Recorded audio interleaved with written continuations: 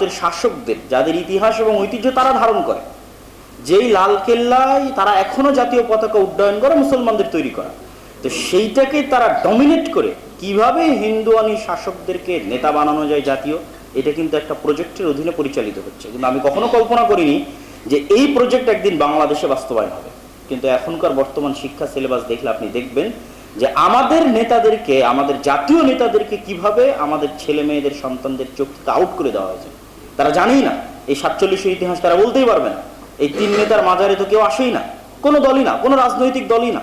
সুতরাং আমাদের বাংলাদেশের রাজনৈতিক পরিচিতিকে, যেটা আমাদের স্বাধীনতার ভিত্তি, এটাকে কিন্তু ধ্বংস করে দেওয়া হচ্ছে। তাহলে একদিকে আমাদের দেশ হিসেবে স্বাধীনতাকে ধ্বংস করা হচ্ছে, 2 ধর্ম হিসেবে আমাদের ইসলামকে ধ্বংস করে দেওয়া হচ্ছে। আর ধর্ম হিসেবে ইসলামকে ধ্বংস করতে যেই প্রজেক্ট নিয়ে বা যেই বিষয়টি নিয়ে আজকে এখানে আলোচনা হচ্ছে, ট্রান্সজেন্ডার বলেন বা সমকামিতা বলেন, যেটাই বলেন, এটা সরাসরি আমি ইউরোপ আমেরিকা তাদেরও দোষ দিতে চাই না। আমি ডাইরেক্টলি বলি যে এটা হচ্ছে ইবলিসের প্রজেক্ট। ইবলিস যেমন ইউরোপ আমেরিকাকে পাগল বানাতে পেরেছে, ইবলিস যেমন নিজে সরাসরি এই প্রজেক্টের নেতৃত্ব দেয়, কেননা ইবলিসের সবচেয়ে মনের খাহেশ কেমনে আদম সন্তানকে নিচে নামানো যাবে, কেমনে আদম সন্তানকে ছোট করা যাবে, নত করা যাবে, এটা ইবলিস মনে প্রাণে চায়। তো যখনই আপনি যৌন বিকৃতির দিকে চলে যাবেন তখন আপনাকে নত হতে হবে। এরা অপবিত্র থাকে, 10 দিন 15 দিন গোসল করে না, অজু করে না, সালাত আদায় করে না, এগুলো সব ইবলিস তাদেরকে দিয়ে করিয়ে নেয় এই প্রজন্মটাকে যারা এটার মধ্যে যুক্ত হচ্ছে। সুতরাং ইবলিস যেভাবে ইউরোপ এবং আমেরিকায় সাকসেসফুল হয়েছে, সে চায় মুসলমানদের এই ফ্যামিলি বন্ডিংটা ধ্বংস করে দিতে।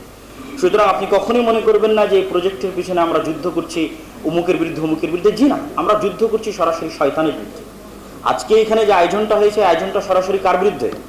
ইবলিসের বিরুদ্ধে। সত্য কথা, এটা সরাসরি ইবলিসের বিরুদ্ধে। এবং এই প্রজেক্ট নিজে ইবলিস ডিল করতেছে যে কিভাবে আদমের মধ্যে কিছু শয়তান তৈরি করে, জিনদের মধ্যে থেকে কিছু শয়তান দিয়ে এই ধরনের প্রজেক্ট বাস্তবায়ন করে পরবর্তী প্রজন্মকে ধ্বংস করে দেওয়া যায়। সম্মানিত উপস্থিতি, তাহলে এই যে ভয়াবহ অবস্থা, এই ভয়াবহ অবস্থা থেকে আমরা উত্তরণের জন্য কি করতে পারি?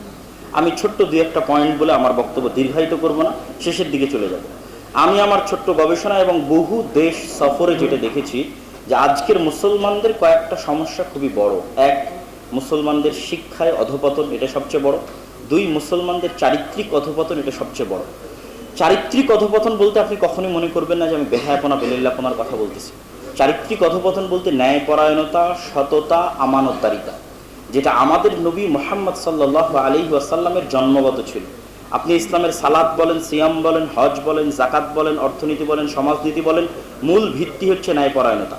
আল্লাহ যা বিধান দিয়েছে তা শতভাগ ন্যায়, শতভাগ তিনি আদল, তিনি অন্যায় করতে পারেন না। এই জন্য 5 ওয়াক্ত সালাতও শতভাগ ন্যায়, জাকাতের বিধানও শতভাগ ন্যায়, বোনদেরকে যা অধিকার দেওয়া হয়েছে সেটা শতভাগ ন্যায়।